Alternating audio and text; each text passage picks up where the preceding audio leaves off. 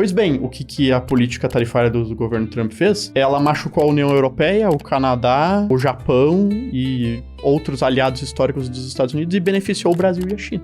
Eu vejo um processo lento, gradual, de longo prazo, em que o dólar ele está perdendo confiança em comparação ao patamar de confiança que ele tinha no passado, apesar dele ainda ser de longe a moeda de maior confiança global. O problema é justamente esse, é que essas coisas elas vão acontecendo gradativamente até que em algum momento elas acontecem rápido demais. É que é difícil cravar uma coisa como declínio ou não, por causa que o declínio ele se dá ao longo de décadas, se não séculos, né? O que me veio em mente foi justamente o Império Romano, que uma das causas do seu declínio foi justamente, que nem ele estava falando sobre quando uma moeda, né, perde seu valor, o abuso de poder financeiro. A fábrica de Land Rover em Santa Catarina, ela não quebra. Ela produz, sei lá, 3 mil carros por ano. Mas ela não quebra. Não tem protesto, não tem desastre, não tem fábrica abandonada, não tem bundaço, não tem porra nenhuma. Mas tem você pagando 80 mil reais num Kwid.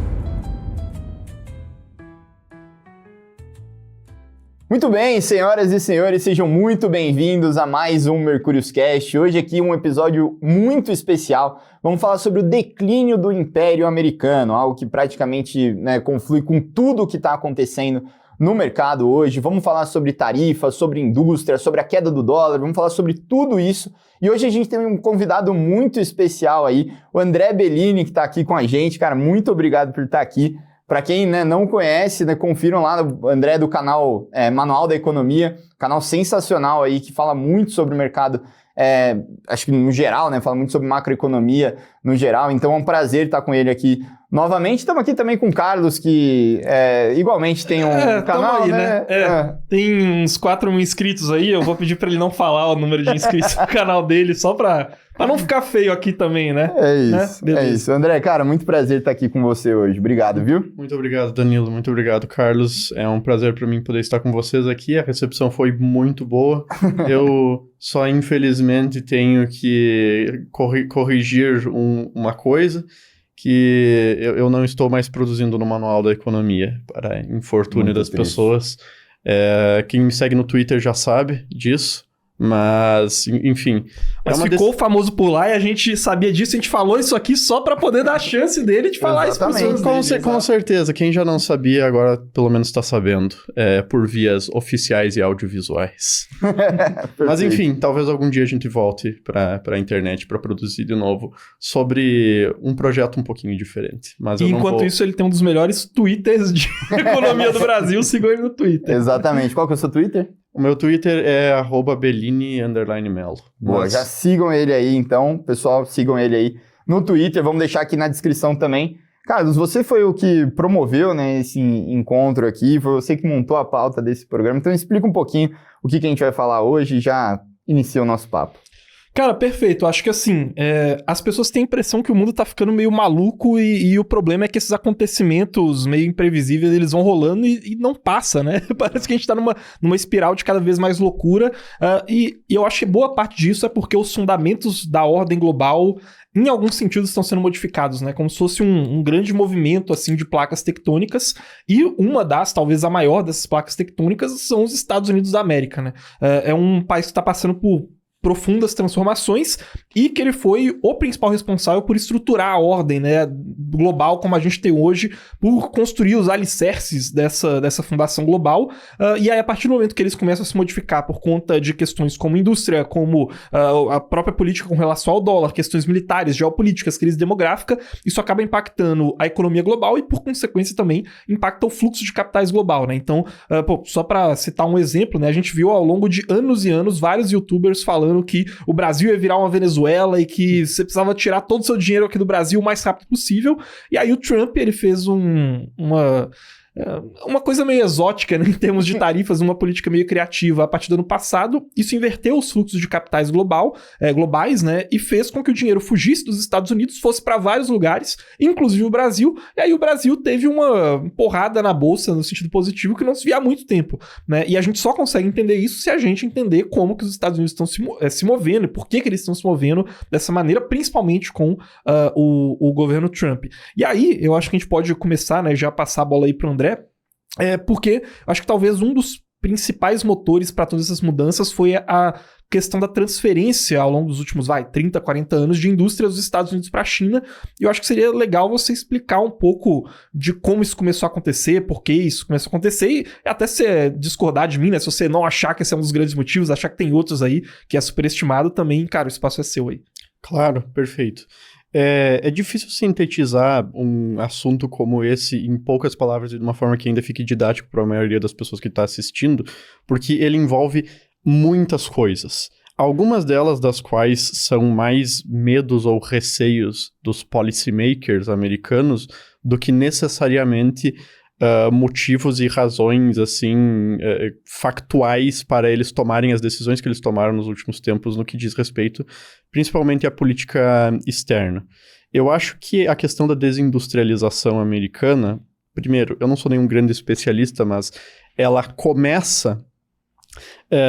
ela tem pelo menos uma aceleração a partir do momento em que a China entra no comércio internacional, a partir da reaproximação do próprio governo americano com o governo chinês, né? Aquela visita do Nixon que realmente estreitou os laços, a China começa a fazer parte de novo da OMC e ela começa a desenvolver a sua política econômica a partir de um prisma de orientar a política industrial para fora, né? Produzir para exportar e estimular a competitividade dentre as indústrias chinesas, mas com um vislumbre de um mercado consumidor não dentro da própria China, mas externo, né? E claro, eles começaram por baixo, como todos os países que, na sua grande maioria do leste asiático, que embarcaram numa trajetória de industrialização, começaram por indústrias básicas como tecidos, né, coisa que quando a gente era menor era muito comum, né, os cacarecos de plástico, carrinho, brinquedinho, todas essas coisas. China era sinônimo, quando a gente era menor, de tranqueira, de coisinha de plástico, coisa que vendia no camelô, né. De certa forma, ainda hoje, é um pouco menos, assim, evidente isso, mas ainda é. Só que a gente também começou a associar eles com high-tech, com tecnologia de ponta, telecomunicações e várias outras indústrias que hoje eles na verdade, tomaram a dianteira e estão dominando, como, por exemplo, é o caso de baterias, né? Baterias, carros elétricos vêm em segundo plano justamente porque a indústria de baterias deles é extremamente forte. E, naturalmente, essa entrada da China no comércio internacional, a partir do momento em que eles conseguiram virar a chavezinha da economia deles e integrar a economia chinesa de uma forma que fazia sentido na divisão de comércio e de trabalho mundial, ela foi tirando certos empregos dos Estados Unidos e movendo para lá. E o porquê disso é porque eu diria que é uma consequência dos fatores de produção de cada economia. Então, a China, quando ela entrou, ela flexibilizou bastante regra trabalhista, lei trabalhista, né? Ela tinha, e ainda tem hoje, a maior força de trabalho em contingente do mundo. Se eu não me engano, ainda é maior do que a Índia, mas eu não tenho 100% de certeza. Baixas barreiras regulatórias para empresas que quisessem se instalar lá e alguns certos incentivos. E a força de trabalho é relativamente bem educada e a China também tem muito pouco problema de violência, né? Todos esses fatores que permitiram ela se inserir no comércio mundial e se industrializar, por exemplo, em comparação, o Brasil não tem. O Brasil tem muita burocracia, tanto no que diz respeito à abertura de empresas, à regulação e à legislação trabalhista. A gente é muito, muito menos flexível. E existe a questão de instabilidade institucional e de violência, né? A China é um país muito mais previsível em relação a isso. Então, o que acaba indo para a China, por força desse contingente de trabalho, a inserção deles no comércio mundial e um certo valor de capital humano relativamente bom, que é a educação da força de trabalho, são indústrias de escala grande, como aço, carros, equipamentos industriais grandes, coisas que precisam de uma linha de produção grande, de bastante espaço, e de vários trabalhadorzinhos nessa linha de produção para gerar um insumo final, para gerar um produto final.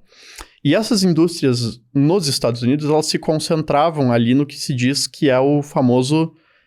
Cinturão da ferrugem. Exatamente. O Rust Belt, né? Que é ali por Detroit e mais esses lugares ali, acho que é Midwest que eles chamam. E esse local foi se desindustrializando, né? Foi o local mais perceptível de todos, assim. A China absorveu essas indústrias, aço, carros, montagem de carros e dentre outras coisas mais que tinham ali. E quando os chineses começaram a absorver essas indústrias, as indústrias que estavam ali, elas não conseguiam competir. E por que elas não conseguiam competir? Por um fato bem básico, porque a estrutura de fatores de produção da China ela é muito mais vantajosa para esse tipo de indústria. O trabalho é muito mais barato. E você não precisa de um trabalhador tremendamente educado, super especializado, com mestrado e doutorado, para trabalhar numa siderúrgica, para trabalhar numa montadora de carro. Você precisa de um ensino técnico, uma especialização ali, e ter o benefício da escala, da quantidade do contingente de trabalhadores chineses, e também de o quão mais barato em relação à mão de obra americana que aqueles trabalhadores eram, fez com que eles tivessem uma vantagem competitiva nesse ramo muito maior. Não fazia sentido econômico produzir isso mais nos Estados Unidos a partir do momento que a China conseguia produzir. O que não é nada trivial, porque tu pensa que uma lâmina, uma folha de aço gigantesca que é produzida lá na China, tem que ser produzida lá, colocada num caminhão, ou num barco, ou num trem, levada até um porto, colocada num container, colocada num navio gigantesco, para daí cruzar todo o Atlântico ou o Pacífico, chegar nos Estados Unidos, desembarcar, pegar outro caminhão e daí chegar na fábrica. E ainda assim é mais barato do que produzir numa siderúrgica em Detroit, ou lá em cima. E, naturalmente, a globalização, a inserção de vários países no comércio internacional, o consenso que se tem na economia é que a globalização e a integração comercial, isso aí desde Adam Smith até hoje, é que ela traz um net positive, né? O saldo geral de tudo é positivo. Mas não é porque o saldo geral é positivo que todo mundo, em todo lugar, vai sair ganhando. Não é bem assim. Tem lugares que perdem. Existem perdedores da globalização. E talvez o caso mais emblemático para os americanos, e talvez para o resto do mundo também, de um perdedor da globalização, tenha sido o Cinturão da Ferrugem. Tenha sido Detroit, porque concentrava muito dessas indústrias que, coincidentemente, a China, com a sua estrutura produtiva, conseguia produzir de forma muito mais eficiente. E só que o que acontece? Foi um trade-off, foi uma troca na economia. Enquanto Detroit, Michigan e toda essa área perderam esses empregos, perderam essas fábricas, todas as outras indústrias em todo o resto do território americano que utilizavam aço como insumo de produção, tiveram, a partir daquele momento, um aço muito mais barato. Perfeito. Todas as indústrias que utilizavam certos componentes eletrônicos mais grosseiros, assim, não necessariamente semicondutores de ponta, mas as coisas um pouquinho mais básicas, tipo PCB, placa de circuito, que a China também produz muito bem, tiveram um ganho, começaram a pagar menos. Então você tem um dano extremamente concentrado e visível em Detroit, só que um benefício amplo e difuso para a economia americana como um todo. E aí, quando a gente fala de desindustrialização, há tipo assim, a categorização ela é meio complicada. Porque enquanto os Estados Unidos perderam, principalmente nessa área, muitas hard industries, né? Metal, aço, siderurgia, carro, eles começaram a fazer, por exemplo, muito no Vale do Silício e outros bolsões de tecnologia, design de software, design do aparelho específico que vai fabricar o semicondutor, parcerias tecnológicas. Então, aquilo que eventualmente era indústria de linha de produção, né, de chão de fábrica, acabou se transformando. Não é de 1 para 1, né? Não estou dizendo que o cara que trabalhava na siderurgia virou automaticamente um engenheiro. Não é assim que funciona, né? Mas olhando como um todo, como um macro, a economia, ela transicionou de uma manufatura mais, né, chão de fábrica, para algo mais serviços especializados, que também, de certa forma, envolve indústria, assim, de alto valor agregado, né? Há um valor muito grande em você produzir um software, produzir um Windows, produzir como é que tem aquele outro? Enfim, tem a Oracle, tem a SAP, tem... Talvez alguma dessas não sejam dos Estados Unidos, mas enfim, vocês pegam um exemplo, né? E distribuir isso para o mundo todo. E talvez o mérito de tu produzir um Apple OS, um Windows, ou um sistema da Oracle tenha mais impacto econômico positivo e seja mais revolucionário do que produzir aço no cinturão da ferrugem, sabe? Só que aí que tá, esse é um dos problemas políticos da coisa e é um dos problemas, assim, de semiótica, por assim dizer. Que quando o benefício é difuso e o dano é concentrado, é muito difícil de tu quantificar o benefício difuso. Sim, se o net foi positivo para os Estados Unidos. Tá, exatamente. Sei lá, tipo, o teu bem-estar aumentou 1%. Por causa que uma fábrica lá no meio dos Estados Unidos quebrou e não tem mais ninguém trabalhando. E assim como o teu bem-estar aumentou 1%, tu sendo um cidadão americano, o do teu vizinho aumentou 1%, e daí é 1% distribuído entre milhões de pessoas. E isso não é visível, porque pra ti parece que não mudou quase nada. Sim. Mas naquele lugar lá foi um desastre de 100%. A indústria quebrou, a planta tá abandonada, não conseguiram transformar em coisa nova, as pessoas foram demitidas e começaram a usar crack na rua. Sim, violência aumenta, é o caos. Fudeu. Foi tudo pro caralho. Lá é fentanil, tá? Só se você chegou em São Paulo agora, mas... Sim, uma coisa importante, né? Vocês viram por que a gente trouxe você. E eu acho que um exemplo muito bom que eu gosto de trazer para isso é que aqui no Brasil e nos nossos incríveis republiquetas latino-americanos acontece exatamente o contrário. Você tem um benefício concentrado e um prejuízo difuso. E vejam como isso não é melhor se você analisar o contexto macro e se você olhar para o seu próprio bolso. Porque a fábrica de Land Rover em Santa Catarina, ela não quebra. Ela produz, sei lá, 3 mil carros por ano.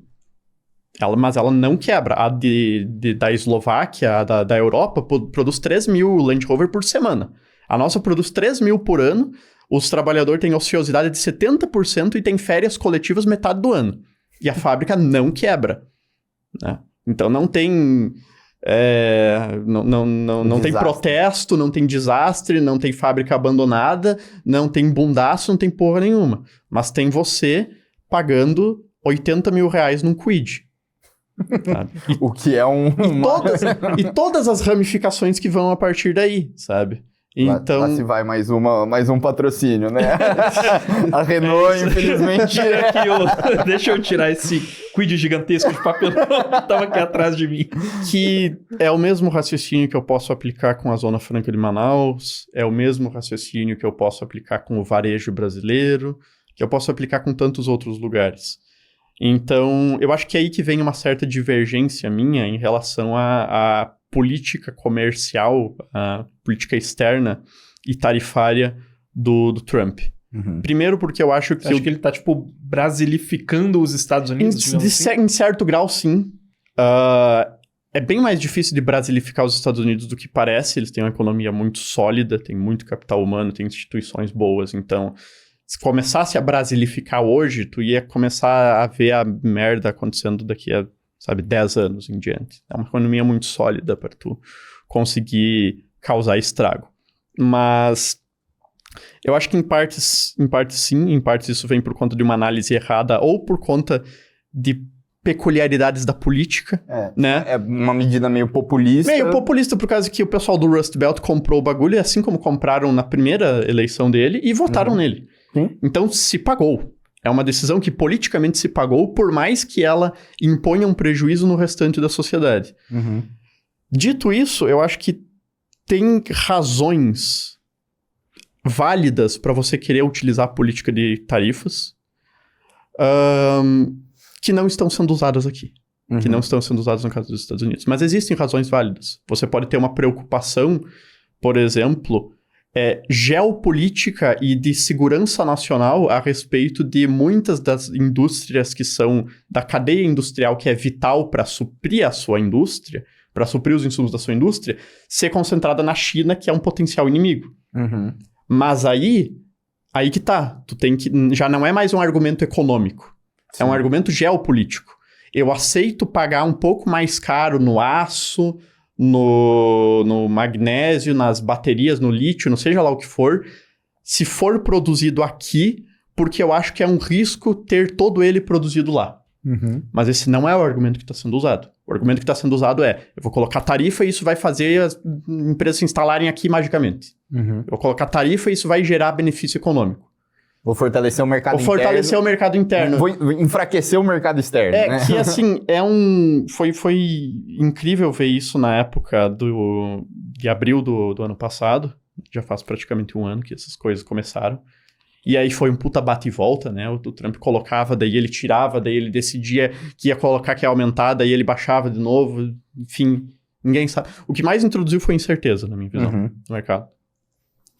Mas tu consegue ver, tipo, isso acontecendo quando ele colocou essas tarifas, que...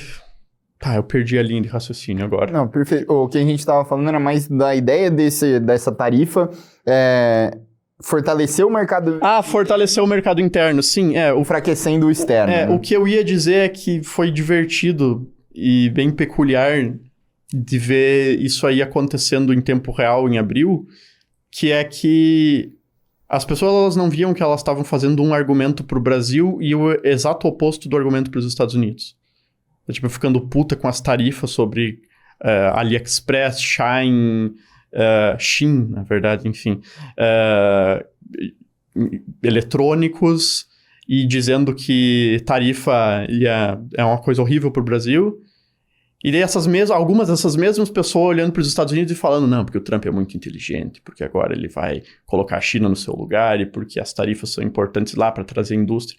Ou o contrário também, né? Porque se a pessoa, no geral, se ela era uma pessoa que gosta do governo Lula e era uma pessoa mais de esquerda, ela ia falar que as tarifas aqui no Brasil são boas para proteger a segurança nacional, mas lá o Trump é o capeta. Também, exatamente. Tá fazendo isso, né? Exatamente.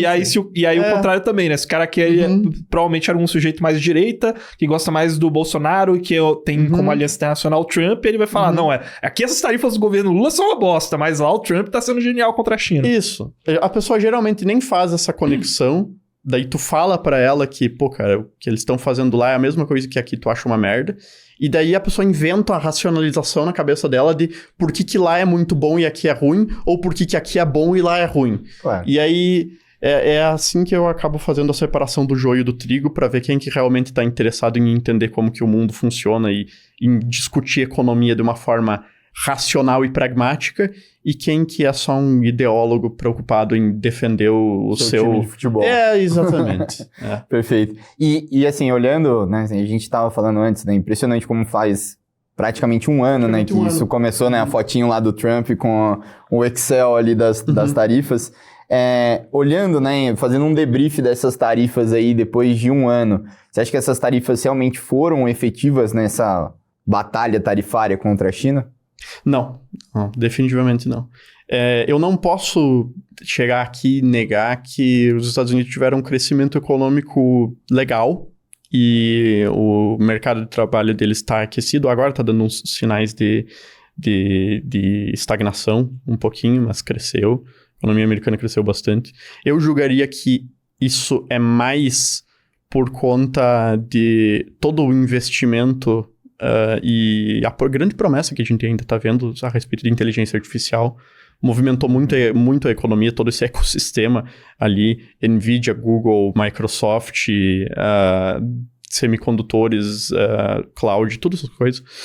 Mas eu acho que nos moldes em que o Trump idealizava a política dele, ou pelo menos que as pessoas achavam que ele idealizava, não, eu acho que não deu nada certo. Eu acho que foi o contrário, na verdade. Porque saiu recentemente até uma matéria no Financial Times, uma matéria ou um artigo, um estudo, que analisa quem que foram os maiores perdedores com essas tarifas e quem que foram os maiores ganhadores, os maiores beneficiados. Uhum. No topo da lista tá o Brasil. No topo no maior dos mais beneficiados. Olha só. No caso, com as tarifas. E meio que não tem como discordar, porque a situação fiscal do Brasil não evoluiu nada nesses últimos tempos. A curva da dívida, né, a evolução, a trajetória da dívida não evoluiu nada, né? A gente aumentou a arrecadação, aumentou um pouquinho o gasto também, não tapou o problema fiscal em nada. Tem, assim, em termos concretos, eu não diria que fiscalmente a gente avançou em grandes coisas nesses últimos anos. A gente parou um pouquinho e talvez até piorou levemente. Mas o dólar caiu pra caralho. Uhum. Aí tipo assim, uma grande vitória do governo brasileiro, da gestão fiscal e política econômica do governo brasileiro? Na minha análise, não. É uma vitória, primeiro, da independência do Banco Central, com certeza. É da atuação do Banco Central, tanto sobre o Campos Neto quanto sobre o Galípolo, agora, importante enfatizar isso.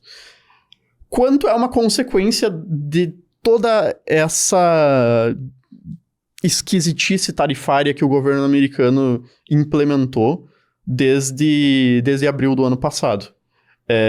O DXY, o índice do dólar, caiu historicamente, acho que uma das maiores quedas de todos, se não a maior.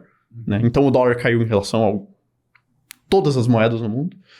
E o real, em específico, se valorizou bastante. Foi um dos grandes beneficiados nisso. Exatamente porque, em específico, o real, eu não tenho, assim, o melhor das bases de estudo para explicar. Mas eu suponho que tenha um pouquinho a ver com o fato de que o Brasil não foi tão não foi um alvo tão forte de tarifas, quanto também que, por a gente ser meio que uma economia conectora entre ser uma economia grande que está ali no centro de várias relações de comércio, identifica-se, pelo menos no fluxo de capitais, que o Brasil possa ser um beneficiado caso os outros países comecem a olhar para outros lugares para fazer comércio e para trocar capitais e esse tipo de coisa. E você vê que esses dois movimentos, né, as tarifas e essa queda do dólar, eles têm alguma ligação? Como que funciona isso? Eles têm, não é extremamente óbvio por que eles têm essa ligação. Eu acho que, até porque não é só isso, não são só as tarifas que causam isso. Eu acho que já existia-se uma confiança, uma crise de confiança por os Estados Unidos estarem esticando muito a corda no que diz respeito à política fiscal deles, à gestão fiscal deles e à evolução da dívida pública americana, da trajetória, que também está muito alta, cresceu muito, já passou de, 120% do PIB americano, né? E havia uma complacência tanto dos gestores de política monetária e fiscal americana quanto dos economistas por muito tempo de que a gente pode continuar rolando a dívida e vai rolando a dívida e rolando a dívida e rolando a dívida. E eu acho que por algum motivo ninguém se deu conta de que poderiam aumentar os juros eventualmente. E se aumentam os juros, tu começa a pagar 5% de cento e cacetada bilhões. Não é nem bilhões, 120%. Tu começa a pagar 5% de 7 trilhões. Acho que não é pouca coisa. Né? E por algum motivo todo mundo enfiou a cabeça dentro da areia e achou que isso nunca ia acontecer, e aí aconteceu. Teve a pandemia, teve a inflação, o Fed teve que tacar a taxa de juros lá para mais de 5%. E isso aí causou um pouco de receio, né? O rating de crédito de como que os Estados Unidos são avaliados caiu. Ele era AAA, agora acho que ele é AA+, né? Já não é mais um credor extremamente confiável. E junto isso, aliado à condução dessa política de tarifas, eu acho que trouxe para a grande maioria dos países do mundo a impressão de que talvez os Estados Unidos não fossem tão confiáveis e previsíveis quanto eles achavam que fosse. Se a política comercial pode mudar tão drasticamente com a troca de mandato de um presidente para o outro, e o presidente pode fazer o que ele bem quiser no que diz respeito ao comércio internacional, sem quase ninguém ter poder de interferir, e ele usar esse poder de fazer o que bem quiser para tomar umas decisões muito questionáveis, eu acho que os outros países vão começar a olhar para outras alternativas, que é o que eles começaram a fazer, que não sejam depender tanto dos Estados Unidos, né? E eu acho que aí talvez aí esteja o maior erro da política tarifária, política externa do governo Trump, que é o seguinte, eu falei para vocês do argumento econômico e do argumento geopolítico, né? Sobre um argumento econômico não faz sentido nenhum na minha visão. Não sei de exemplos em que países cresceram por causa de tarifas, aumentaram a sua indústria por causa de tarifas. Tem países que cresceram economicamente e aumentaram e se industrializaram durante um período em que haviam tarifas relativamente altas, assim, mas a relação de causalidade não é muito direta. Não é que o país cresceu por causa das tarifas. A minha avaliação de tudo isso, e aí iria um episódio inteiro para eu explicar o porquê, então eu só vou deixar aqui, vocês podem pesquisar, que é que os países crescem geralmente apesar disso, apesar das tarifas, né? Existe política industrial bem feita, pode ser bem feita, mas enfim, é todo um rabbit hole para chegar aí. E aí o problema da política, tem esse problema da questão, o argumento econômico, que na minha visão não faz sentido nenhum, e tem o argumento geopolítico, que é o que eu falei para vocês, ele pode fazer algum sentido, né? Ter toda a minha linha de produção, minha cadeia de produção dependente de aço que vem da China, talvez seja um risco, assim, militar que eu não queira correr, e talvez valha a pena eu pagar um pouquinho mais caro por isso, né? Pois bem, o que a política tarifária do governo Trump fez? Ela machucou a União Europeia, o Canadá e o Japão e outros aliados históricos dos Estados Unidos e beneficiou o Brasil e a China. Então, assim, sobre que lógica que se sustenta um negócio desses, sabe? Essa é a minha dúvida. E é por isso que eu acho que o que acontece mais é uma grande racionalização do que está acontecendo do que uma explicação lógica. Tipo assim, cara, o Trump, por algum motivo, ele gosta de tarifa, ele acha que um país fazer comércio com outro, se os Estados Unidos têm um déficit comercial com algum país, isso significa que o outro país está roubando os Estados Unidos de alguma maneira. E ele encasquetou com tarifa, e ele acha que tarifa é muito bom, e ele vai lá e ele coloca porque ele quer. E daí se cria uma horda de pessoas inteligentes que olham para isso e tentam extrair algum significado disso. Não, ele fez por causa que de geopolítica, ele fez por causa que quer trazer a indústria, ele fez por causa que o dilema de Triffin, por causa que o paper do Miran, por causa que plá, pá, pá, pá, pá, pá, pá, pá, pá. E eu acho que tudo isso são racionalizações extremas a respeito de uma coisa que, para início de conversa, não fazia muito sentido. Se as tarifas tivessem mais punido os adversários americanos e beneficiado os aliados, aí eu acho que faria sentido. Não foi isso que aconteceu. Ela puniu mais os aliados e beneficiou mais os inimigos. Então qual que é a lógica sobre o que se sustenta? Sim. Se falar desse declínio do dólar, uma pergunta que eu tinha para você, Carlos, é se você acha que as pessoas estão começando a ver os Estados Unidos como não mais tão grande para quebrar, entendeu? Sim, é nessa lógica de que, se esse cara aqui ele é tão importante assim pro cenário global, cara, até os Estados Unidos darem problema, todo o resto já deu problema antes, então eu vou manter o meu dinheiro muito mais seguro lá, né? Cara, eu acho que a perspectiva, na verdade, aqui depende de quebrar pra quem. Porque, na verdade, se você tem a sua grana nos Estados Unidos, você tá preocupado que essa grana fique segura lá, né? Você não precisa necessariamente esperar que os Estados Unidos quebre ou que ele deixe de ser a grande economia global para essa grana deixar de ser segura. Se você for um russo, talvez para você os Estados Unidos quebrar não seja necessariamente ele quebrar. Ou seja, alguma medida que ele vai colocar congelando, por exemplo, as reservas do Tesouro Americano que você, como cidadão russo, tem. Isso para você já é uma quebra dos Estados Unidos, porque você não consegue mais pegar o seu dinheiro, entendeu? Então eu acho que existem perspectivas diferentes para isso. Por um lado, sim, em termos mais gerais, o dólar ele vem perdendo gradativamente a sua confiança, né? Então, existem pontos que eles afetam todo mundo, né? Por exemplo, os Estados Unidos têm uma dívida que está ficando cada vez maior, a questão fiscal nos Estados Unidos está ficando cada vez mais complicada, vão surgindo alternativas ou sendo trabalhadas alternativas, principalmente o ouro, por exemplo, que vem recebendo um grande fluxo de investimentos de bancos centrais nos últimos 3, 4 anos.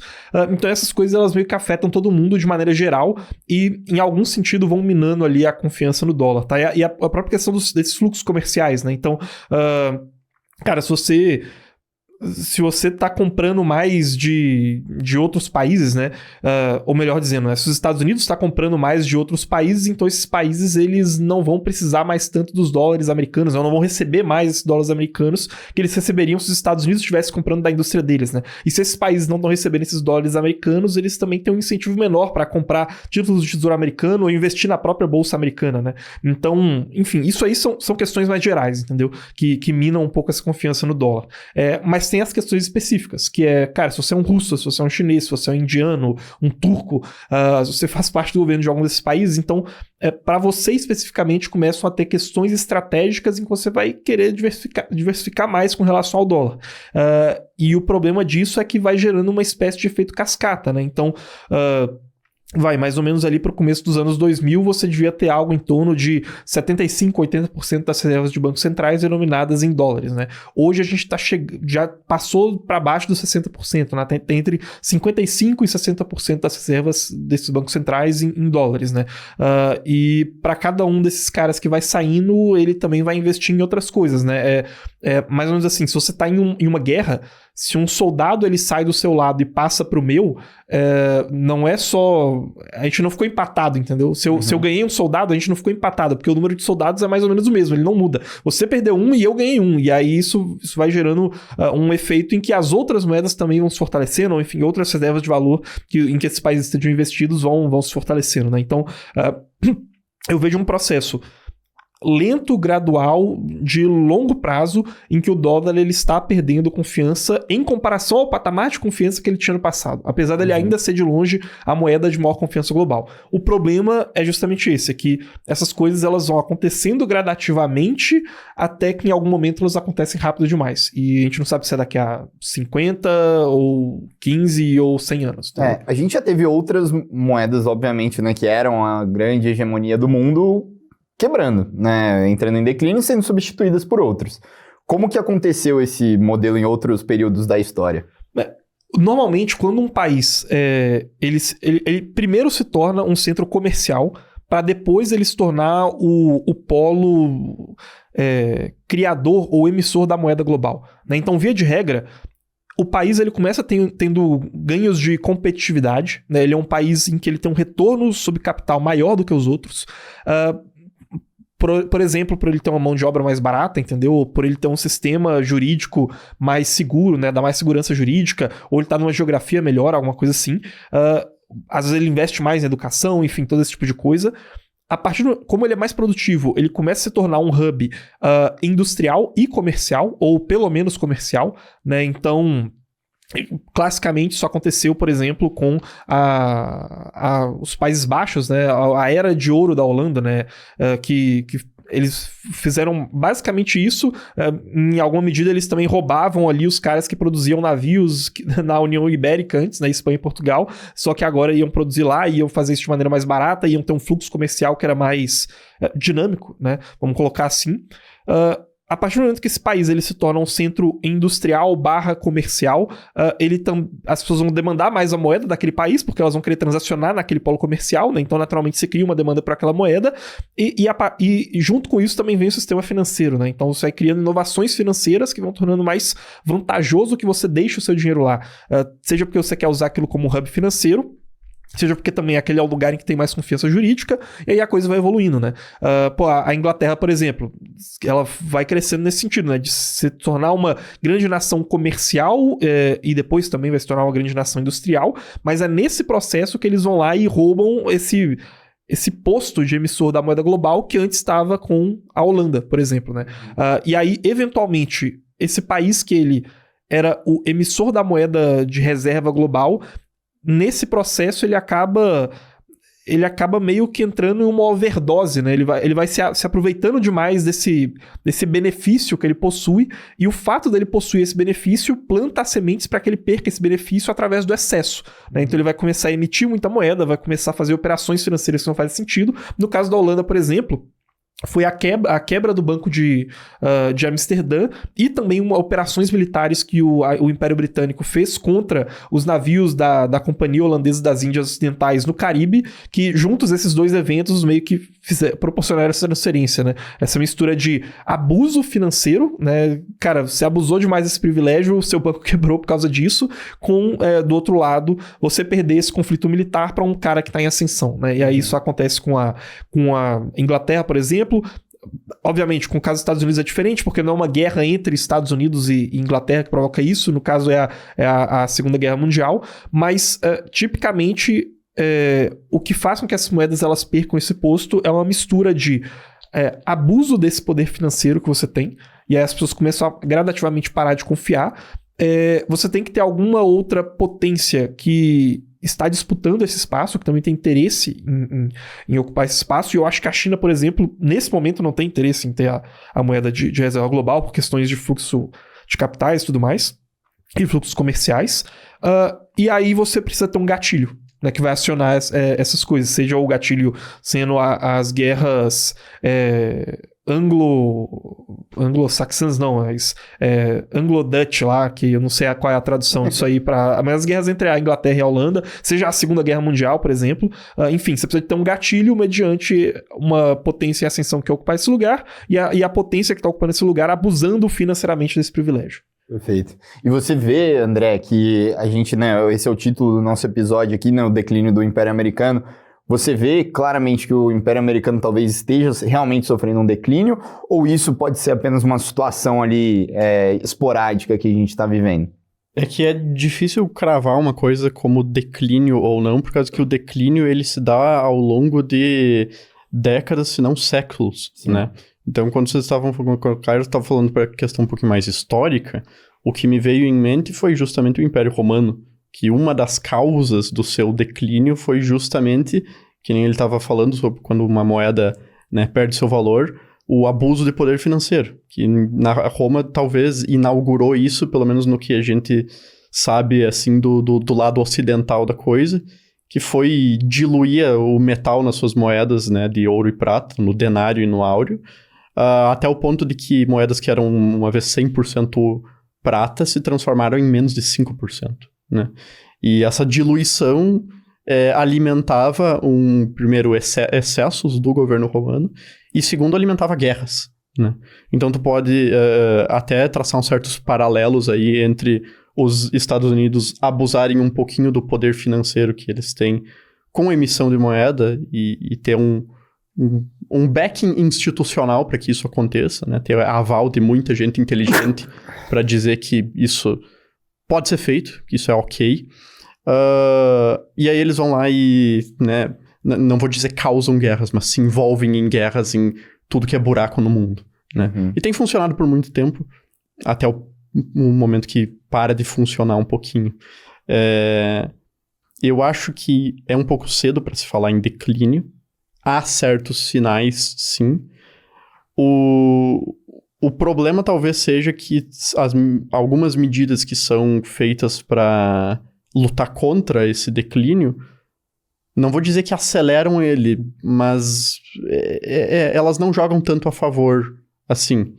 Como, por exemplo, a partir do momento que tu exerce o teu poder como moeda de reserva no mundo e moeda principal pelos fluxos comerciais entre países diferentes para sancionar um país, sancionar a Rússia, por exemplo. Não tô dizendo que a sanção foi errada, tá? Inclusive, eu acho que foi boa a sanção. Mas tu sanciona ela através do SWIFT ou através de qualquer outro mecanismo de pagamento intergovernamental. Enfim, entre diferentes países. Bom, a Rússia vai começar a olhar para alternativas que ela pode utilizar que não dependam do dólar como moeda de reserva. Assim como a China começa a se beneficiar disso e começa a bolar o seu próprio sistema. Assim como todos os outros países que estão sujeitos a esse tipo de sanção ou que não são necessariamente aliados dos Estados Unidos. Quando eles descobrem que os Estados Unidos está disposto a jogar essa carta, você começa a acelerar. Exatamente. E aí, você tem a questão das tarifas, que é jogar um pouco de gasolina no fogo, pelo menos no que diz respeito aos países aliados, né? Tipo assim, quem sabe talvez, né, usar o dólar ou fazer o comércio com os Estados Unidos não seja uma coisa que eu possa depender tanto assim. Chegou até um momento em que o BRICS estava discutindo uma moeda e o Trump até falou que ia taxar mais ainda os BRICS. Que era uma questão de segurança nacional, que outros países não disputassem esse espaço como moeda de reserva. Ele fala que seria como perder uma guerra, né, se o dólar perdesse essa hegemonia. Exatamente, assim, a economia americana, no meu ver, ela ainda tem algumas vantagens, pelo menos em comparação com o resto do mundo. E eu acho que que já serve de gancho para um outro assunto, inclusive, que é a seguinte. Eles têm uma formação de capital humano muito boa. Eles conseguem atrair capital humano extremamente qualificado de todas as partes do mundo, né? Através dos vistos lá para pessoas excepcionais, das parcerias com universidades de topo de elite em todos os países relevantes, né? Ainda tinha chinês a rodo indo para os Estados Unidos para morar nos Estados Unidos, né? Mesmo a China, tipo, esses talentos sendo essenciais para a China, né? Ainda mais no contexto de disputa entre os dois. São um país com uma infraestrutura muito boa, com um posicionamento geográfico muito privilegiado, muito bom. Não tem que se preocupar com guerra na porta deles, como os vários países na Europa têm que se preocupar, ou no Oriente Médio, ou a própria China. Tem nenhum grande adversário por perto, tão isolado, tão bem, tão super contente ali. E justamente por ter uma economia forte, dinâmica e por atrair mais gente, eles conseguem não sofrer tanto com uma coisa que vai ser dilema para os próximos anos aí para os países, que é o arrefecimento das pessoas terem filhos. Né? A questão demográfica, né? A queda na taxa de fecundidade, que definitivamente vai ter um impacto negativo sobre a produtividade, sobre a produtividade no geral dos países que forem mais afetados por ela, como a gente vê no Japão hoje, caso mais dramático, ou Coreia, que a gente vai começar a ver. Os Estados Unidos têm um benefício muito grande, então eles precisam dar uma série de tiros muito bem dados, de canhão nas próprias pernas, para eles cagarem isso. Algumas dessas ações, ultimamente, têm cagado isso. Uma delas que já vem de antes, bem antes do governo Trump, é esse abuso do poder econômico, essa emissão de dinheiro sem pensar nas consequências e sem pensar que a situação pode entortar e eles podem ter que pagar mais em juros e mais em todas as coisas. Isso já vem bem desde antes, para o pessoal achar que eu não estou só fazendo a caveira do Trump aqui. Outro dos riscos agora foram essas tarifas, a forma com que elas foram implementadas.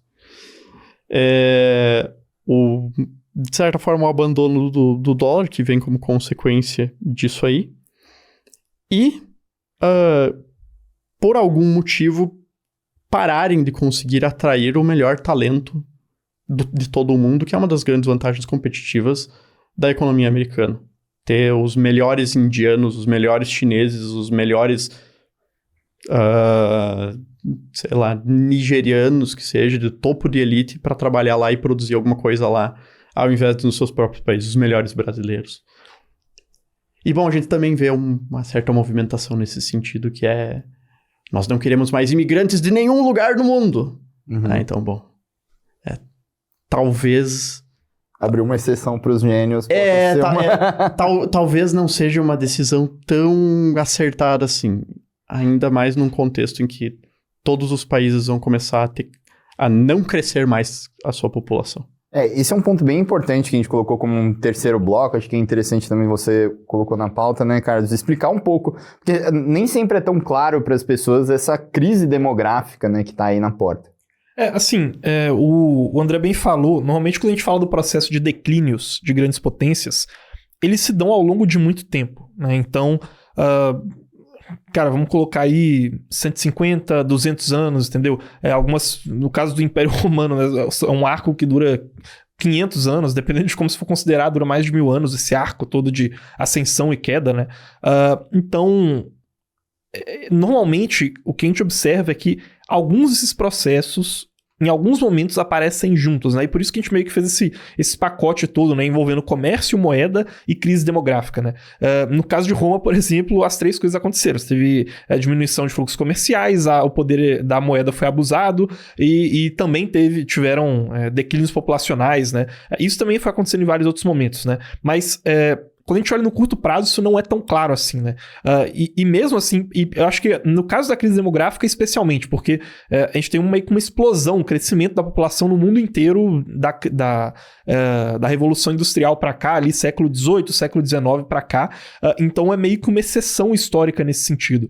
A crise demográfica que a gente vai observar agora, primeiro, ela não se restringe a uma questão de declínio do Império Americano. Na verdade, ela é um fenômeno que vai mais ou menos acontecendo em praticamente todo lugar do mundo, com exceção de algumas comunidades, tá?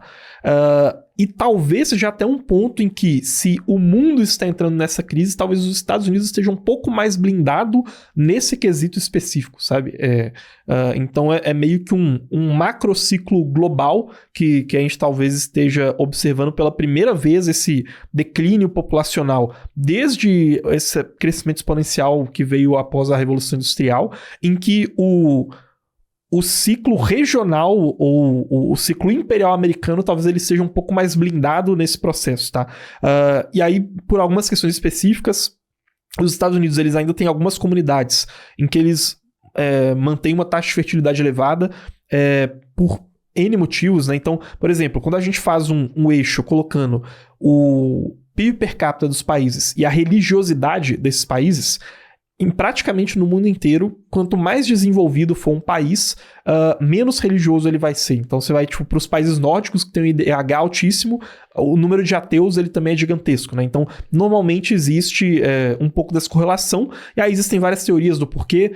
Algumas pessoas acham que com as pessoas elas estão em menos situações de desespero, estão menos necessitadas, então elas acabam deixando a religião um pouco mais de lado, dando menos valor para isso e tudo mais. Então existem várias teorias do porquê disso, mas esse é um exemplo em que os Estados Unidos é uma exceção absoluta. Se você for olhar esse gráfico, os Estados Unidos é um país que vai ter um PIB per capita muito alto e que ainda é um país muito religioso, muito cristão, entendeu? Uhum. Então, assim, esse tipo de coisa, às vezes, coloca os Estados Unidos como uma exceção. Nos Estados Unidos, em comparação a outros países, apesar deles estarem vendo um declínio populacional, a fertilidade por mulher lá ainda não é tão baixa quanto nos piores casos da Europa ou nos piores casos da Ásia. Existe também uma característica que nas zonas rurais, e principalmente entre os conservadores, né, os republicanos, porque ela é muito dividida, né? Republicanos para um lado, democratas para o outro. A taxa de fertilidade ela vai ser maior ainda, né, em comparação com a média, né? Se você olha para a média, parece que a situação é uma. Se você separa a fertilidade das mulheres republicanas das democratas, você vai ver que as das democratas têm uma situação muito, muito ruim, e a das republicanas, elas não estão tão ruins quanto a média deixa a entender. Então, e aí ainda tem a situação que eles recebem imigrantes latinos, mesmo eles recebendo menos agora, né, esses imigrantes de primeira, segunda geração também têm, né, uma quantidade de filhos um pouco maior do que o americano médio. Também são, de maneira geral, imigrantes católicos, mais conservadores, também acabam valorizando esse sonho americano e vai aqui, vai casar, vão ter 2 filhos, um cachorro ali, uma casa na Flórida, entendeu? Uma coisa assim.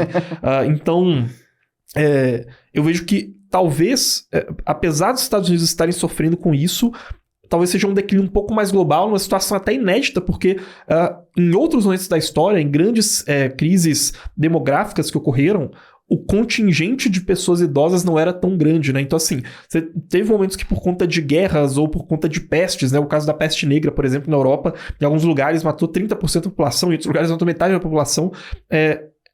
Quando essas crises aconteciam, você tinha meio que um declínio em que a população ela não ficava mais velha. Na verdade, em alguns casos até ficava mais nova, né? Tipo, se tem uma peste, em geral, as pessoas mais velhas vão morrer mais. Ou então, isso acontece meio que mais ou menos por igual ali naquela população, né? Mas a gente nunca passou por uma crise demográfica a esses moldes em que ela vem acompanhada desse envelhecimento da população nesses termos que a gente tá vendo agora, entendeu? E aí, nesse processo que ele é global, alguns países vão sofrer com isso, de maneira mais acentuada do que outros, e talvez os Estados Unidos sofram de maneira um pouco menos acentuada do que a China, por exemplo. E aí, que é a maior concorrente, né? Frente a esse império americano hoje, seria a China. Isso seria mais um dos passos que isso pode acontecer para contribuir para esse declínio. A nível global, eu acho que ele pode gerar algumas consequências negativas, né? Mas no caso dos Estados Unidos em específico, como isso vai estar sendo observado em comparação com a China, embora internamente para os Estados Unidos isso possa gerar consequências negativas, é menos negativo do que a China. Então, na comparação, talvez seja um escudo para eles em relação a esse declínio, entendeu? Perfeito. E assim, André, como que uma crise dessa afeta um governo, por exemplo, na sua tomada de decisão? Uma crise demográfica? Exato. É outra coisa que demora décadas para começar a aparecer e só se torna óbvio a partir do momento que o problema está muito grande. Tipo assim, nós temos indícios de desaceleração em todos os países do mundo agora, praticamente, tá? E nos países que estão mais à frente dessa curva, Japão, por exemplo, Itália e Grécia, eles começaram a tomar medidas para isso quando a água bateu na bunda, sabe? Quando a água bateu no queixo, no pescoço, assim, tipo... Realmente não tinha mais o que fazer, eles começaram a fazer, por causa que eu acho que o quão grudentas essas políticas conseguem ser de benefícios e de aposentadorias é mal compreendido pelas pessoas, sabe? Tu não consegue reduzir, cortar aposentadorias de forma eficiente para reduzir um pouquinho do custo que vai ter para o Estado esse contingente gigantesco de pessoas mais velhas. E ao mesmo tempo que tu não consegue expandir a capacidade hospitalar, tu não consegue expandir o número de enfermeiros, de cuidadores a tempo suficiente de que essa mudança realmente se manifeste, né? Então você vê toda categoria diferente de soluções exóticas e esquisitas acontecendo nesses países em que a curva está mais lá na frente, né? O Japão tenta automatizar tudo o que dá, robô para qualquer coisa, né? Até para atender de fast food, tipo assim, literalmente um robô humanoide, né? E simplesmente não tem braço. Não tem braço suficiente, tanto que eles começam a flexibilizar uma coisa que para eles era inadmissível até um certo tempo atrás, que é a imigração. Vamos ter que aceitar mais imigrante, porque não tem gente suficiente para cuidar. Então, eu acho que a forma com que ela afeta, ela tipo assim, é bem simples no geral. A composição populacional importa bastante, que nem o Carlos falou. Não é uma questão de que tem menos brasileiros, tem menos americanos, tem menos japoneses. Não é isso, né? No Japão, na verdade, realmente, a população como um todo tá caindo, mas não é nem essa a questão. de que tá tendo menos japoneses, porque, sei lá, há 50 anos atrás, tinha menos japonês do que tem hoje, né? E o Japão funcionava muito bem. Então, qual que é o problema? Não é o problema que tem menos japonês, o problema é a composição populacional.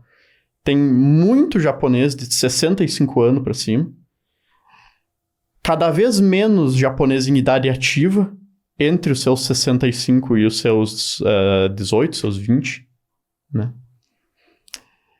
E um número completamente ridículo e minúsculo de japoneses crianças, né? De crianças japonesas. Então você tem uma sociedade de idosos. E como que uma sociedade de idosos se sustenta, né? No longo prazo? E a resposta é que se tu não tiver uma reposição mínima, assim, ela não se sustenta. É só tu imaginar o extremo desse exemplo. Pega o extremo desse exemplo. Imagina que, a partir de hoje, ninguém mais no Brasil tem filho. Ninguém mais tem filho. As mulheres se tornam infértil automaticamente. Quanto tempo que a sociedade dura? Vai ter que durar Assim, no Brasil, se ninguém mais tiver filho, eu acho que vai começar um carnaval, que eu acho que a galera vai se matar ali, entendeu? Mas em outros países eu acho que eu entendo o que você tá falando. Não, tipo assim, ela dura por, 30 anos mais a sociedade, 30, 40 anos, enquanto as pessoas de idade ativa ainda conseguem fazer alguma coisa. Depois só tem idosos, os idosos não conseguem mais fazer nada, morre, o serviço acaba, já era. Então, as consequências... Como não é isso que acontece, as pessoas não simplesmente param de uma hora para outra, elas vão parando gradativamente, as consequências elas vão se arrastando, mas elas vão se mostrando cada vez mais presentes. O mais óbvio de todos que a gente sempre fala, né? Custo de seguridade social, de previdência, aumenta. O gasto com idosos aumenta. Idoso já é a parcela da sociedade que mais tem gastos em relação à renda. É a parcela que mais tem gastos. E aqui, obviamente, menos produz, só com exceção das crianças. Então, você precisa de toda uma infraestrutura para atender essas pessoas. Você precisa de hospital, você precisa de asilo, de casa de cuidado de cuidador, de enfermeira, de toda uma estrutura de farmácias, medicamentos, Tudo isso exige recurso na economia. Recursos que são produzidos e que são empenhados pela parcela ativa da população. Então, cada vez mais você tem a população ativa, economicamente ativa, trabalhando não para atender as suas demandas, mas para atender as demandas de uma parte da população que já não trabalha mais. Né? E é meio, assim, deselegante e ríspido colocar nesses termos, né? Que, tipo assim, você está sustentando uma pessoa que não contribui mais, mas em termos econômicos, é a realidade, né? Então, o custo de previdência aumenta. O custo com hospitais aumenta, o custo com saúde aumenta, o custo com medicação aumenta, o custo com cuidados aumenta. E conforme a parte economicamente ativa vai se ocupando cada vez mais dessas coisas, a parte mais produtiva, mais dinâmica da economia vai diminuindo em proporção. Então, o que você tem como consequência disso é um menor crescimento de produtividade, porque a tua economia está mais focada em cuidar e em não depreciar do que em inovar. E com um menor crescimento da produtividade, tu tem menos inovação e você tem menos possíveis, assim, grandes revoluções que impactem positivamente a vida de alguém, sabe? Menos gente trabalhando em ciência, em pesquisa e desenvolvimento, mais gente trabalhando com cuidados com o hospital, naturalmente não, tipo assim, a economia já não cresce mais tanto quanto ela crescia. E aí o problema é que meio que vira um ciclo que se retroalimenta.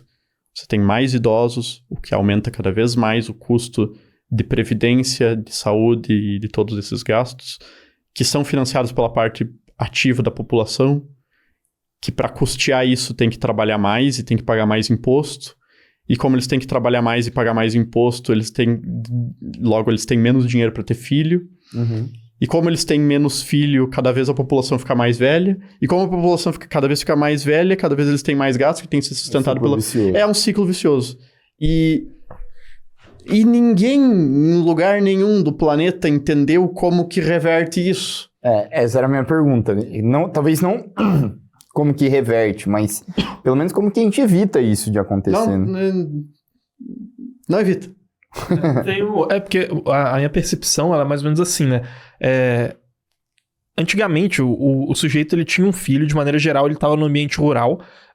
Em determinada idade, financeiramente, ter um filho se pagava, porque esse cara, ele iria trabalhar na lavoura, e ele, né, tem até alguns estudos, se eu não me engano, que faz essa conta, mas não sei se era, sei lá, 14, 15 anos, em algum momento, essa criança, ela dava um saldo líquido positivo para a família que tinha. Ali. Exato.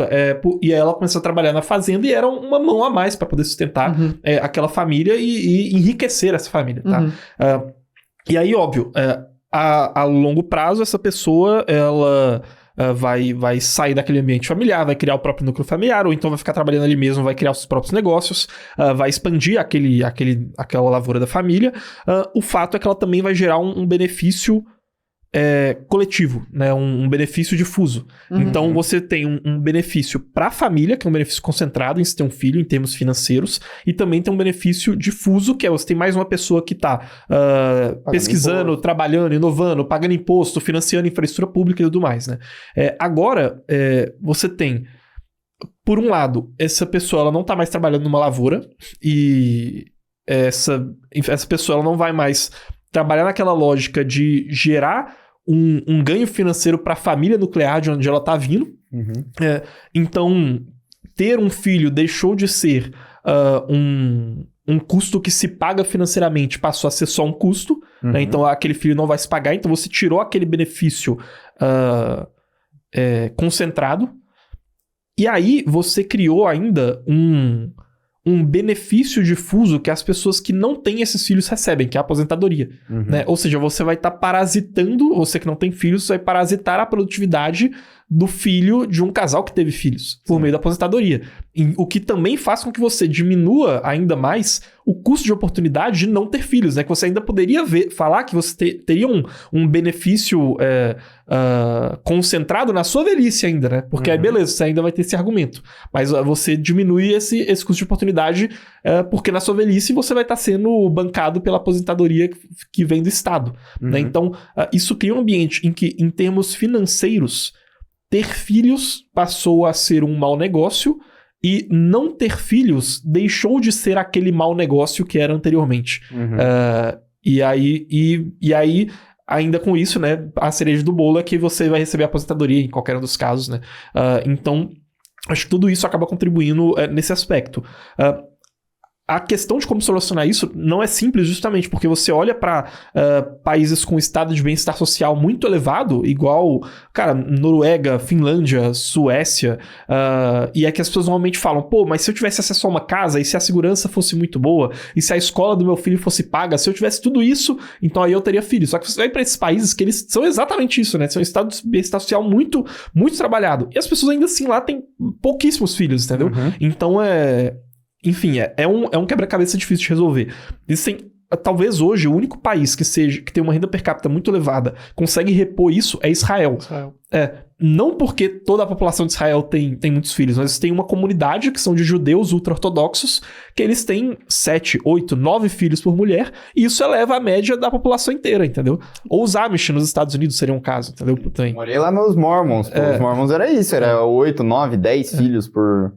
Mas aí eu tenho uma contribuição para fazer.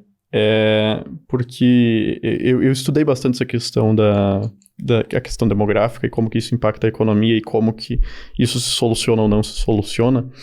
E o caso de Israel ele é muito interessante para mim, porque eu diria que essa é uma percepção um pouquinho equivocada de que a única razão pela qual Israel mantém uma fecundidade elevada é toda nas costas dos judeus ortodoxos. Sim, eles puxam um pouquinho, eles puxam um pouco, talvez bastantinho até aqui. Mas se você for estratificar por grupo, e essa foi uma percepção que eu tive até conversando com uma especialista em demografia de Israel, se você estratificar por grupo, você colocar lá judeus ultra-ortodoxos, judeus praticantes, judeus não praticantes e habitantes seculares de Israel. No caso, né? No caso, pessoa que não é religiosa, né?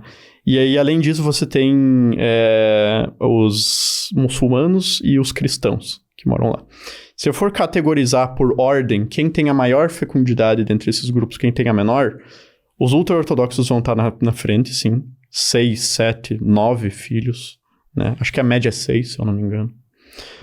Depois vem os judeus praticantes, mas não ultra-ortodoxos, com ali a sua média de 3, né? Por aí, 3, 4. Depois os judeus mas não praticantes, ali, uns 3 também, por aí. E depois, os judeus seculares, também com uma média de 2,5, 2,8, acima da reposição. Só depois dos judeus seculares em Israel que tu vai ter os muçulmanos, então abaixo até mesmo dos judeus que não são religiosos, e daí por último os cristãos. Então Israel é interessante para mim porque, assim, falou muito do argumento econômico sobre não ter filhos, e eu concordo com ele. Ele é interessante e ele ajuda a explicar um pouco, né? Hoje, para tu ter um filho, não só ele não vai... o custo vai ser bem maior de escola, de faculdade, de todas essas coisas, como ele vai demorar muito mais para conseguir entrar no mercado de trabalho. Perdão. O tempo de treinamento que tu precisa para uma criança, para até passar pela adolescência, chegar na idade adulta, para conseguir um emprego, é muito grande hoje. Até por isso que uma solução completamente horrorosa não é viável. Pega o corte aí. Que é tipo assim, às vezes surge essa ideia, né? Mas então se a gente deixasse o trabalho infantil de novo acontecer, podia resolver isso, né? Porque a criança se pagava. Não ia funcionar hoje em dia isso. Porque não existe mais, a mina de carvão pra tu colocar a criança lá. E provavelmente não deixariam de qualquer jeito, né? Então você tem empregos industriais e em serviços que a pessoa precisa de um tempo de treinamento tão grande até ela finalmente poder entrar no mercado de trabalho e ser eficiente, que mesmo que tu tivesse trabalho infantil, que eu não estou defendendo aqui, isso não seria uma solução. Microsoft, acaba com esse seu programa de estágio pro jardim de infância agora. Muito se fala daquela solução de você também falar que o cara vai ter que trabalhar mais tempo antes de se aposentar, né? Até porque uma pessoa de 65 anos hoje é muito diferente de uma pessoa de 65 anos há 50 anos atrás. Né? Essa é outra solução que, assim, ela é um pouco menos pior do que trabalho infantil, mas ela também não é... ela também não é ideal. Ela é agradável. Ela não é ideal, sabe? Ela é uma solução meio ruim. Mas quando as primeiras... Assim, a gente já terminou de falar do declínio do Império Americano aqui, tá? Você tá aqui até agora no podcast, é porque você... Entendeu? Agora a gente já vai viajar. Se não é só a gente já pode sair. Mas, quando os primeiros programas não chegava nem a ser aposentadoria, mas, né, uma ajuda social nesse sentido surgiram, um dos primeiros casos foi a Prússia, tá? Que começou a fazer isso. E na época, não era o lance de... você trabalha até uma determinada idade, depois o governo te banca. Era algo do tipo, a expectativa de vida é X. Se você tem X mais 5 anos, você vai receber uma pensão aqui, entendeu? E não é que vai cobrir todos os seus gastos, mas vai cobrir uma parte. E óbvio, naquele momento também, até por questões culturais, já se esperava que uma pessoa nessa idade estaria aos cuidados da família, em boa parte dos casos, né? Ou então a pessoa que chegasse nessa idade, ela provavelmente... já tinha construído um patrimônio também, né? Ou então ela não tá em um emprego que ela é um peão, entendeu? O sujeito na Prússia no século XIX que chegou conseguiu ultrapassar muito a expectativa de vida, ele talvez fosse um burocrata, um diplomata, ou um cara que tá em alguma tarefa que não exige tanto do físico dele, entendeu? Então talvez ele também esteja melhor de vida e tal. Mas, enfim, começa como um benefício para, vamos supor, hoje a idade... a expectativa de vida no Brasil, salvo engano, é 70 alguma coisa. 77. 77. 77. Seria como se, aqui no Brasil, se você tem 80 anos, aí você vai receber R$500 por mês para ter uma ajuda de custo. No começo era como se fosse isso, dado as devidas proporções. Porque quando você vai falando, já viu aquela cena do The Office, que ele tá tentando provar que não é uma pirâmide? Aí você fala assim, então, esses caras aqui de cima vão ser pagos pelos novos que vão entrando, e daí depois o cara só pega e desenha assim uma pirâmide, né? Eu acho interessante esse negócio da expectativa de vida como ajuste para idade que tu começa a receber previdência. Na Dinamarca, eles fizeram isso, eles fazem isso. A aposentadoria é dada, é reajustada ou todo ano ou a cada 2 anos, com base em quanto aumenta a expectativa de vida deles. Resultado, a Dinamarca hoje, pra tu se aposentar, acho que tu tem que ter, 71 anos. Eles aumentaram pra 71, assim, a idade. É bem maior, é mais do que todos os outros países regionais, talvez seja até maior do que 71. Mas eu quero voltar rapidinho nesse negócio sobre fatores econômicos. É de Israel, né? E sobre Israel, porque o fator econômico ele é interessante para explicar, ele funciona, né, que nem eu disse, realmente a dinâmica econômica as crianças não se pagam tão bem hoje quanto se pagavam antigamente.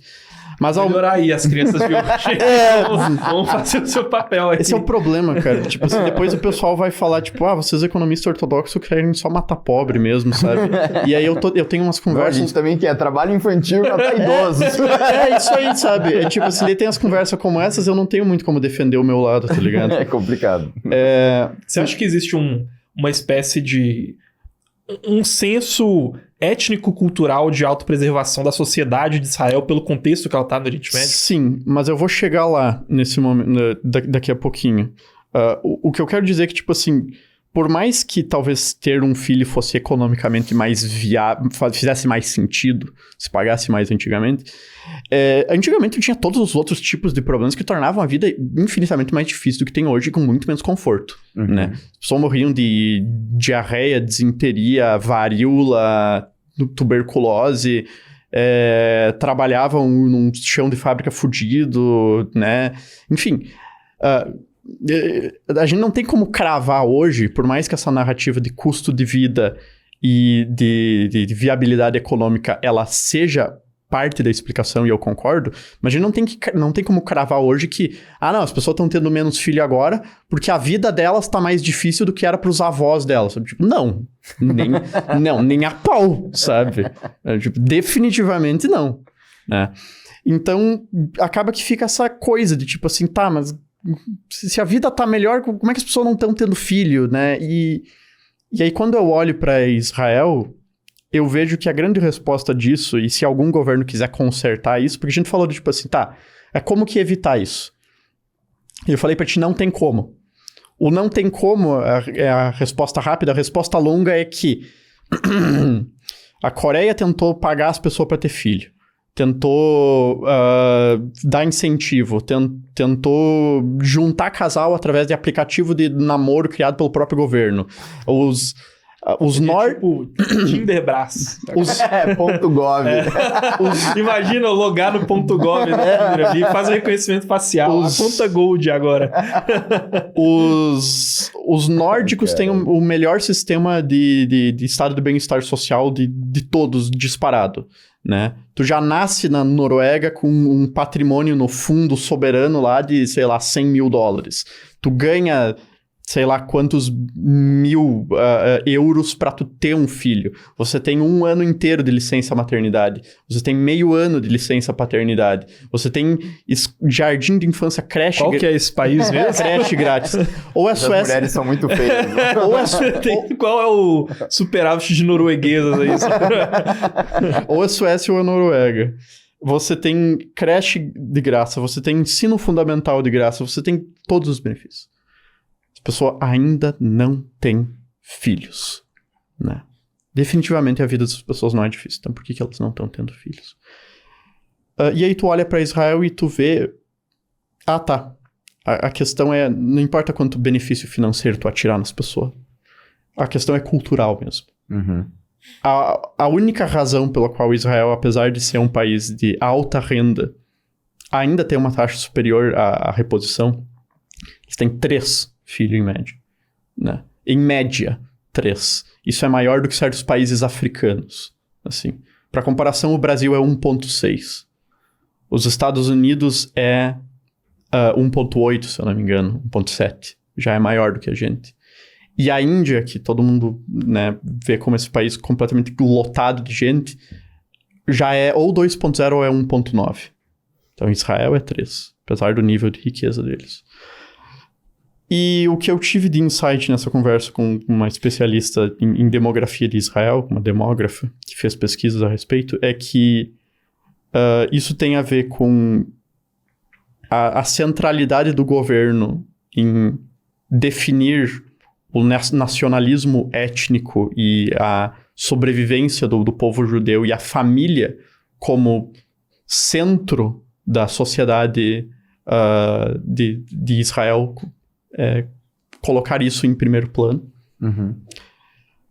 E pelo fato de que toda a sociedade está estruturada em certas normas religiosas e sociais que incentivam as pessoas a terem filhos. Em que ter filhos é visto como algo bom, desejável e necessário. Uhum. E você não ter filhos, aí você é o esquisito. Né?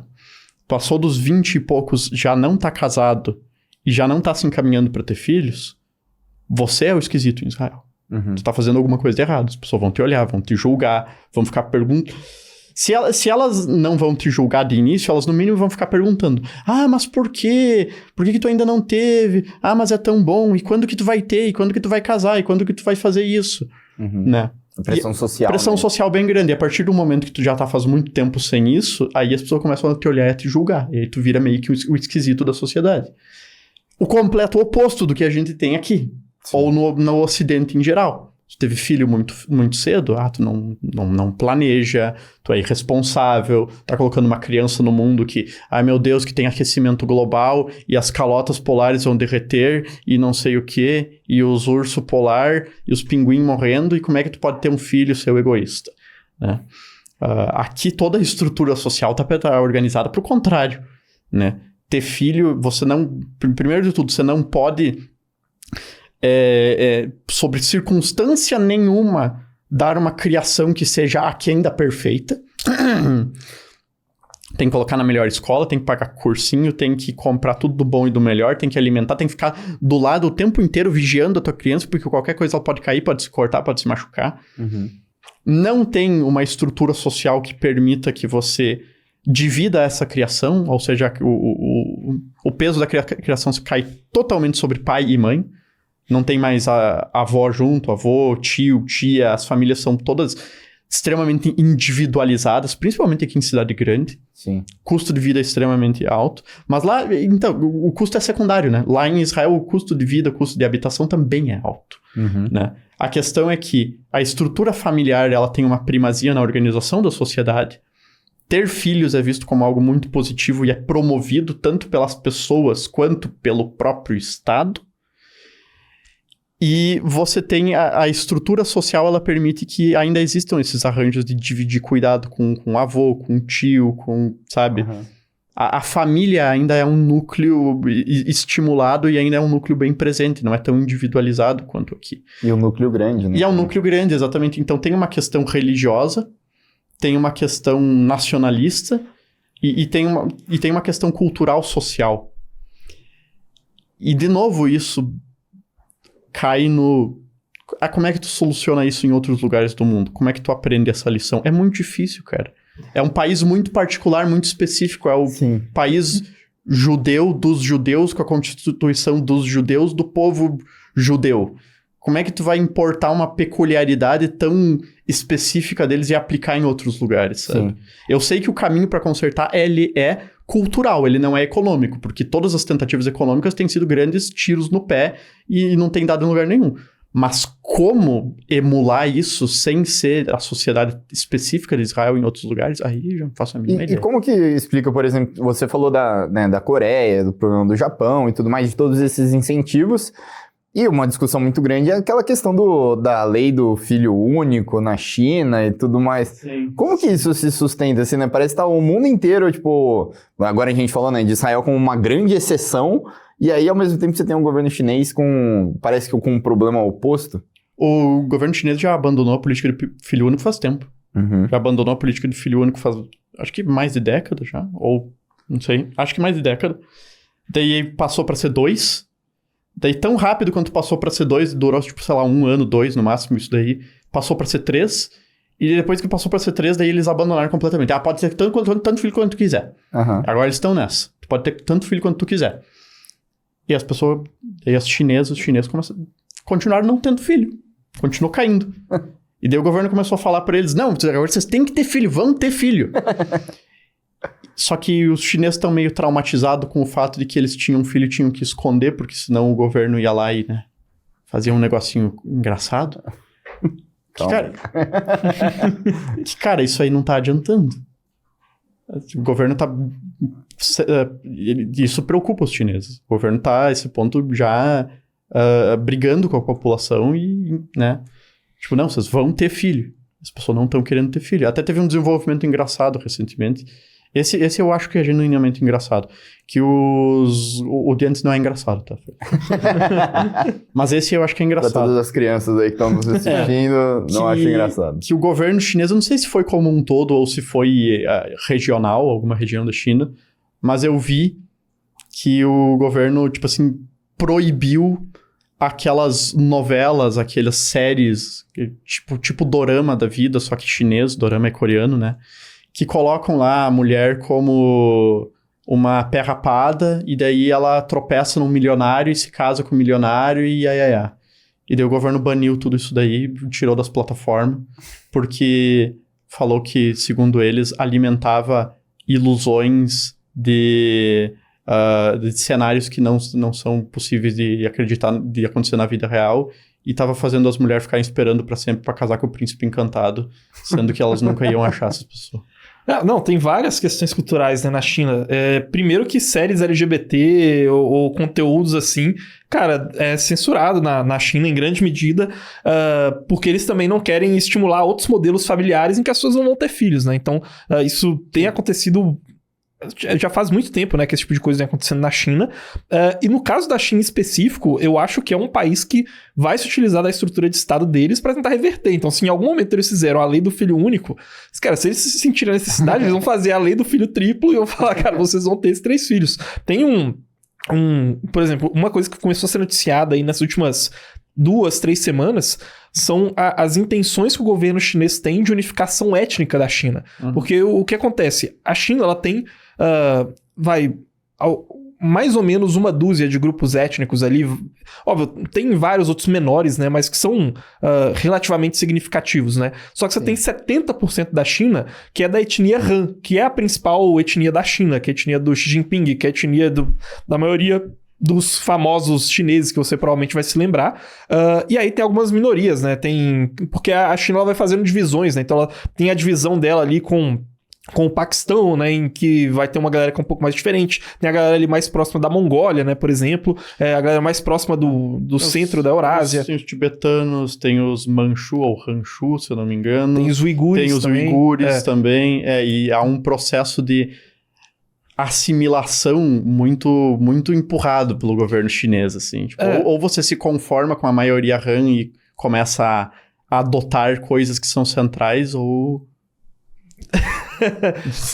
Mas o lance deles é justamente esse, é agora começar a se utilizar de políticas governamentais, em alguma medida também, eu chutaria que já tá acontecendo, tá? Mas se não já começou a acontecer, pelo menos em teste, em algum momento eu acho que vai acontecer, que é se utilizar também de engenharia genética nesse processo de assimilação, né? Então, cara, pra você entender que, olha, eles têm que prevenir revoltas, eles têm que tornar o Estado unificado e tem que atingir os objetivos geopolíticos da China. Se em algum momento ter filhos for um problema para isso, estimular que somente pessoas da etnia Han consigam... acesso a úteros artificiais. Se for viajar mais, chegar nisso. Mas, a princípio, estimular isso predominantemente para pessoas da etnia Han e, em outro momento, fazer com que as outras etnias se assimilem com a etnia Han, entendeu? E é um processo que a China... E já começa a dar alguns passos nessa direção, sabe? Mas, enfim, é um ponto em que a China tem que se atentar mais, né, do que outros países, justamente porque esse quesito cultural deles, foi forçado goela abaixo durante muito tempo, entendeu? Então, as famílias, elas se tornaram forçosamente famílias menores, sabe? Nucleares, e com a cultura de que o cara sabe que ele tem 2 pais e 4 avós, e é isso. E aí ele vai ter um filho, e esse filho vai ter 2 pais e 4 avós, e não tem muito esse negócio de irmãos e primos, e sabe, esse negócio meio que não é mais cultural na China, porque eles passaram muito tempo nessa política de filho único, sabe? E, cara, assim, o que eu ia comentar, né? Esse caminho de Israel, ele acontece também em outras comunidades. Você falou dos Mormons, que você visitou nos Estados Unidos. Nos Amish também, isso é visível. Tem os Menonitas aqui na América do Sul, que são comunidades alemãs, né? Principalmente na Bolívia, por exemplo. Cara, são comunidades alemãs fechadas, grupos protestantes também, né? Religiosos, e que tem uma taxa de fecundidade de 6, 7 filhos por mulher, tanto que a população boliviana ela tende a se tornar gradativamente mais loira nos próximos anos por causa disso, né? Porque eles têm uma taxa muito acima da taxa de reposição, e é um grupo meio ao estilo Mormon Amish que tá lá, né? Então, eu tendo a ver também que esse aspecto cultural vai ser bem importante, né? Digamos assim. Então, Sérgio, só pra gente finalizar também, voltar um pouquinho no nosso tema central, né? De declínio do Império Americano, você acha que essa questão demográfica, né? China e tudo mais, pode ser um fiel da balança ali nessa questão de declínio ou substituição de um Império Americano por uma dinastia chinesa? Não, eu acho que no fiel da balança, os Estados Unidos aparentemente está mais preparado para isso do que a China, nesse momento. Enquanto a robótica está no atual patamar de desenvolvimento, entendeu? A China, ela é mais avançada em questões de produção de hardware pesado. Hardware pesado não seria a definição, né? Mas é hardware no geral, com exceção de alguns microchips muito avançados, tá? A China é mais avançada em baterias, robótica, carros elétricos. O número de robôs por trabalhadores de fábrica na China é um número muito mais elevado do que nos Estados Unidos. Então, caso a gente veja avanços muito grandes em robótica, isso junto com inteligência artificial, eu acho que pode proporcionar um ganho de produtividade, e não só de produtividade, né, mas de facilitação da vida para além de aspectos puramente econômicos, né? Então você tem esses robôs para conseguirem fazer trabalhos que talvez eles não sejam trabalhos tão produtivos assim, mas que pessoas mais velhas não vão querer aceitar, ou então você precisaria de imigrantes para fazer esses trabalhos, né? Jardinagem, lavar a louça, desentupir um vaso, enfim, esse tipo de coisa. Isso talvez se torne o fiel da balança quando a gente veja um avanço muito grande em robôs e inteligência artificial. Então isso pode talvez ajudar a humanidade a passar globalmente melhor por esse desafio de crise demográfica, e nesse quesito eu acho que a China ela estaria mais preparada do que os Estados Unidos. Agora, caso isso não ocorra, essa não seja uma carta na manga da China, por exemplo, né, e que o que vai ditar isso é meio que o avanço tecnológico de maneira geral, né, então, se é que isso vai ser possível, caso isso não ocorra, né, não ter essa carta extra no jogo, isso favorece os Estados Unidos, na minha visão, nesse jogo, porque eu acho que eles tendem a sofrer menos com essa crise demográfica do que a China, ou, enfim, países desse extremo oriente, de maneira geral, assim. Perfeito. André, queria agradecer muito você pela presença. Obrigado. Queria falar para você, se você quiser dar um recado final pessoal, inclusive falar um pouquinho de como que o pessoal te acompanha aí, né? Novamente seu Twitter e tudo mais, mas, cara, queria agradecer de novo e seja muito bem-vindo de volta, claro, assim, muitas vezes. Eu acho que eu posso fazer mais um comentário a respeito de tudo isso para dar um encerramento, que não só a ver com as minhas redes, mas com todo esse assunto, que eu acho que nessa questão de disputa da China e dos Estados Unidos e do declínio do Império Americano, provavelmente o grande fator que vai equilibrar a balança ou fazer ela virar completamente, que vai mediar essa disputa, vai ser inteligência artificial. Eu acho que depende muito. Se as promessas que o pessoal do Vale do Silício e o pessoal das Big Techs estão vendendo pra gente realmente forem incríveis e não forem só marketing desesperado para eles justificarem um investimento trilionário que eles estão fazendo em data center, se essas promessas forem incríveis, a gente vai ter um impacto muito substancial no mercado de trabalho e na produtividade tecnológica do planeta nos próximos anos. Um impacto muito grande. E eu acho que é aí que vai entrar realmente a grande disputa, sabe? A China, ela tem um histórico de permitir mais flexibilidade no que diz respeito a imperativos morais do que os Estados Unidos. Então talvez eles desliguem, eles tenham uma permissividade maior para desligar certas amarras da inteligência artificial e realmente tomar a dianteira desse processo, né? Se isso acontecer, aí, cara, é muito futurologia tentar prever o que vai acontecer a partir daí. Sim. Porque o ganho de produtividade e as novas vias que se estabelecem tanto na geopolítica quanto a respeito do desenvolvimento da sociedade como um todo, eles são tão amplos que falar de demografia é um problema pequeno em comparação, sabe? Sim.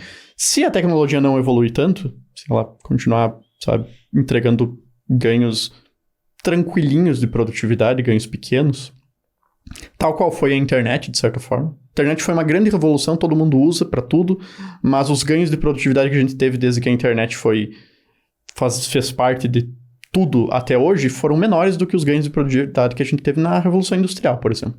Uhum. Né?